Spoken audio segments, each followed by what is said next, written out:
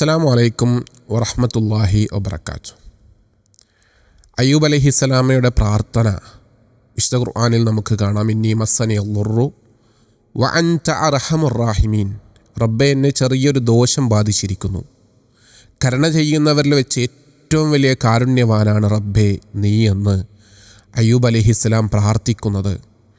Acre കണക്കിന് കൃഷിസ്ഥലങ്ങളും താഴ്വാരങ്ങൾ നിറയെ ആടുമാടുകളും എന്തിനും പോന്ന സഹായിക്കാൻ പോന്ന 12 മക്കളും എല്ലാം ഘട്ടം ഘട്ടമായി തൻ്റെ ജീവിതത്തിൽ നിന്ന് നഷ്ടപ്പെട്ട് ശരീരത്തിൽ മുറിവുകളുണ്ടായി രക്തവും ചലവും അതിൽ നിന്നും നിർഗളിക്കുന്ന അവസ്ഥ, ദുർഗന്ധം വമിക്കുന്ന അവസ്ഥയിൽ നാട്ടുകാരും വീട്ടുകാരും കുടുംബക്കാരും ഒറ്റപ്പെടുത്തി പ്രിയതമയോടൊപ്പം ഒരു അറ്റത്ത്, നാടിൻ്റെ ഒരറ്റത്ത് കഴിയുമ്പോഴാണ് ഈ പ്രാർത്ഥിക്കുന്നത്.